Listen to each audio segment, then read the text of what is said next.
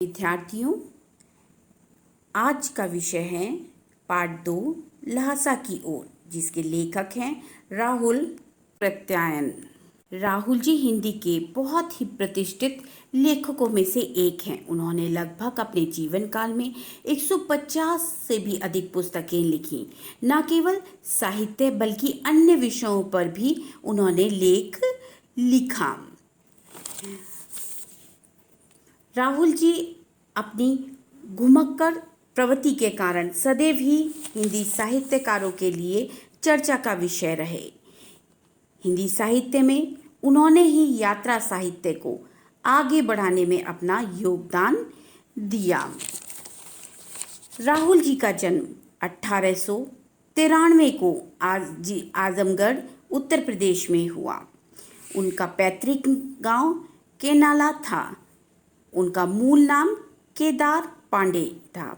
उनकी शिक्षा काशी, आगरा, लाहौर में हुई। सन 1930 में उन्होंने श्रीलंका जाकर बौद्ध धर्म ग्रहण कर लिया। तब से उनका नाम राहुल संकृत्यायन हो गया।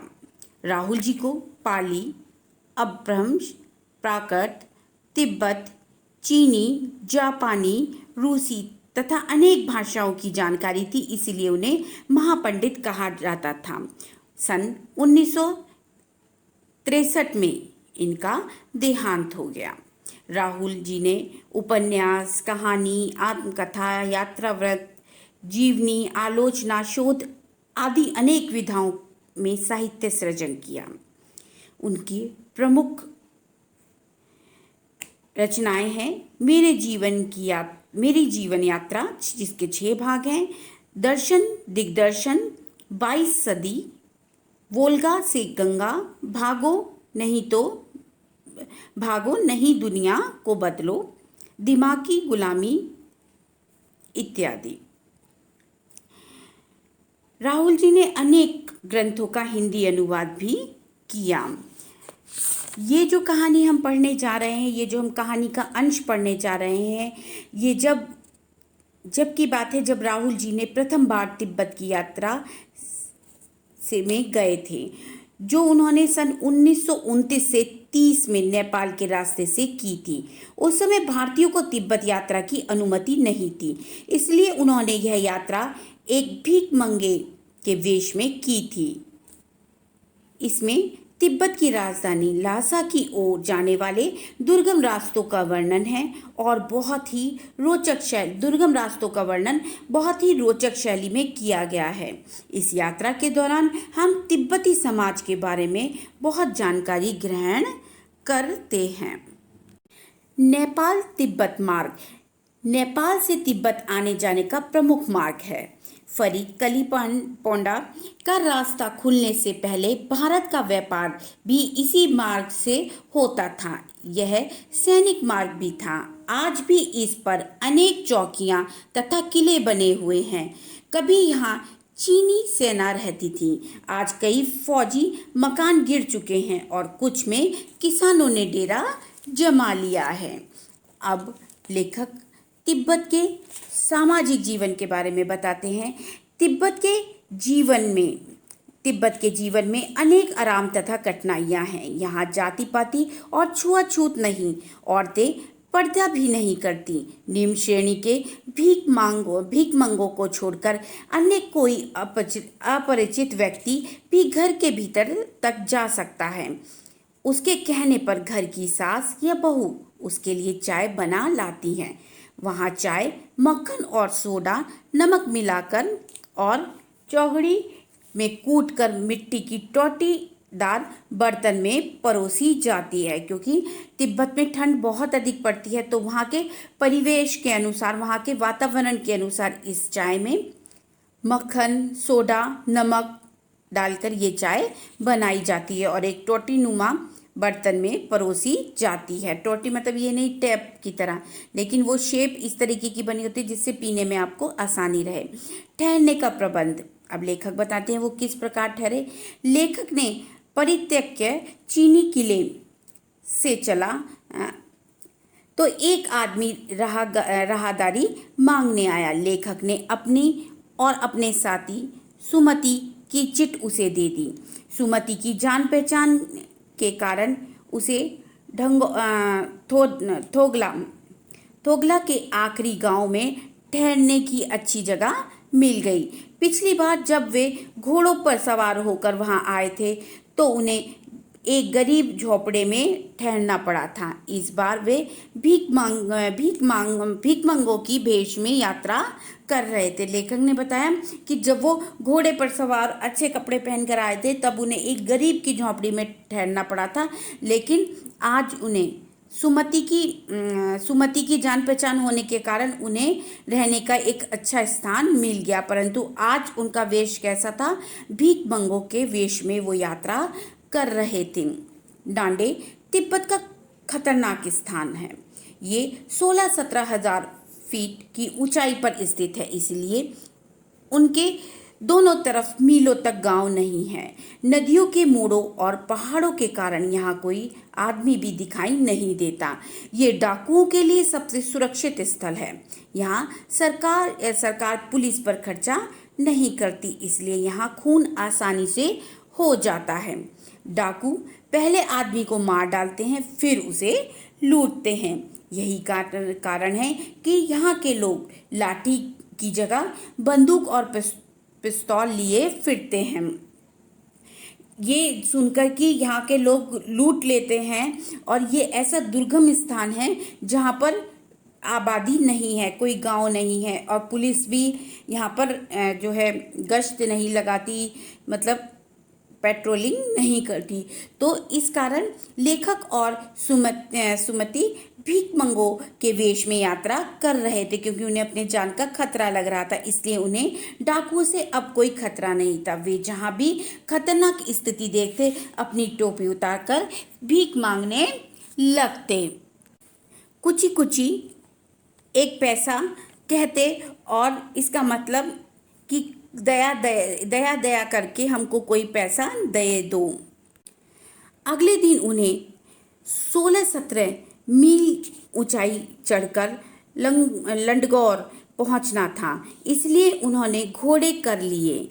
दोपहर के समय में वे डांडे पर पहुंचे। 17,000 फुट की ऊंचाई थी। दाहिनी तरफ हिमालय की हजारों बर्फीली चोटियां थी। भीटे की तरफ वाले पहाड़ बिल्कुल नंगे थे, ना बर्फ थी ना हरियाली थी, एक तरीके से मिट्टी के पहाड़ थे। दूसरी तरफ सर्वोच्च स्थान पर डांडे के देवता का स्थान था। जैसे कि हम देखते हैं कि पहाड़ी एरिया जो भी होता है या जो हिल एरिया होता है, वहाँ पर जो उनके देवताओं का स्थान होता है वो हमेशा पर्वत के ऊपर वो बनाते हैं, ऊंचाई पर बनाते हैं। तो वहाँ पर भी डांडे के देवता का स्थान था। उसे पत्थरों, तरह तरह के पत्थरों, जानवरों के सीखों और रंग बिरंगी झंडियों से सजाया हुआ था। अब चढ़ाई तो हो गई, अब लेखक को उस पहाड़ी से उतरना था।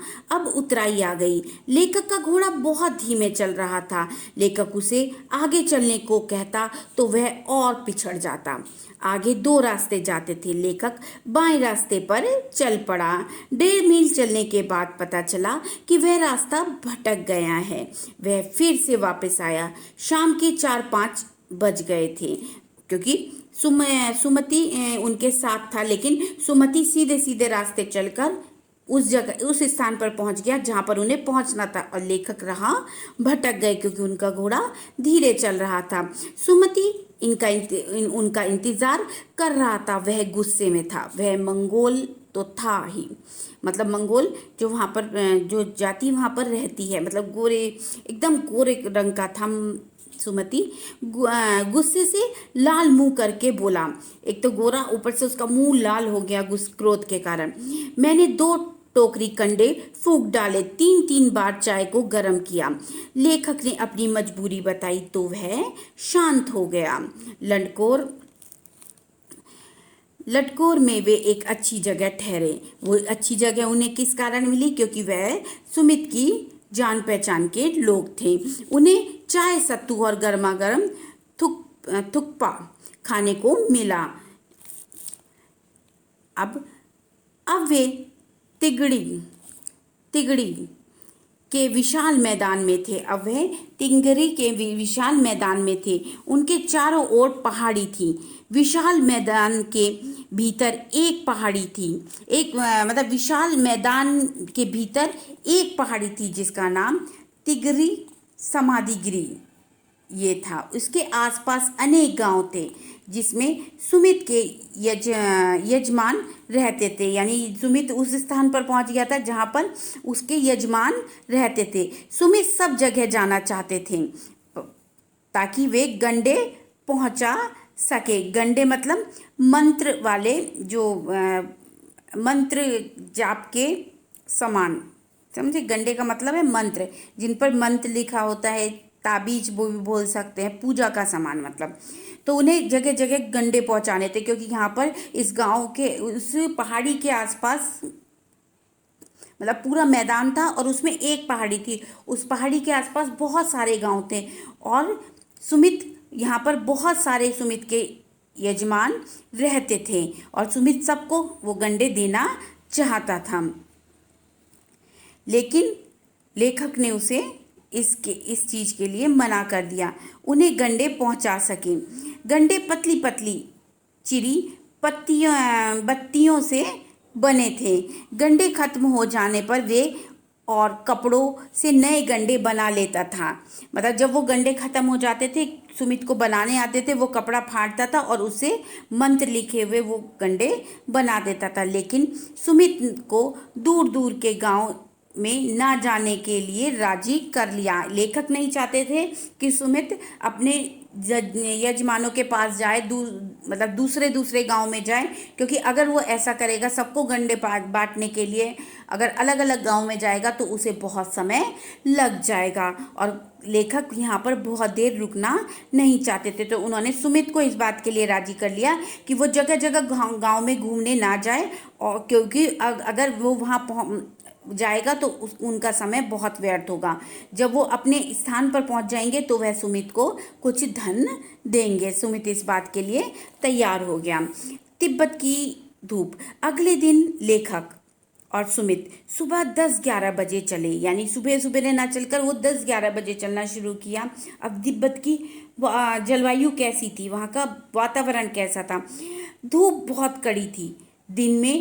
दिन के 2 बजे धूप के कारण माथा जलता था। मतलब जो इतनी तेज धूप पड़ रही थी, सामने से इतना तेज धूप पड़ रही थी कि माथा जल रहा था और पीछे कंधे बर्फ सा ठंडा हो जाता था। लेकिन पीछे जो पहाड़ था वो बर्फीला पहाड़ था, तो जो वहाँ से हवा आ रही थी वो ठंडी आ रही थी और सामने की तरफ से माथे पर गर्म सूर्य की तेज रोशनी लग रही थी। धूप से बचने के लिए सिर पर मोटा कपड़ा बांध लिया गया। अब उनके पास और कोई चारा नहीं था। पीछे से ठंडी हवा आ रही है, आगे से गर्म ताप लग रहा है, तो उन्होंने मोटे कपड़े से अपने सिर को ढक लिया। अब वो पहुंच जाते हैं शेखर विहार में। तिब्बत की ज़मीन छोटे छोटे जागीरदारों में बटी हुई थी। इन जागीरदारों का काफ़ी हिस्सा मठों बिहारों के हाथ में था। वो मठों के हाथ में इसलिए था, जो बौद्ध मठ थे, क्योंकि वो बौद्ध मठ भिक्षा लेकर अपना कार्य करते थे, अपना जीवन यापन करते थे।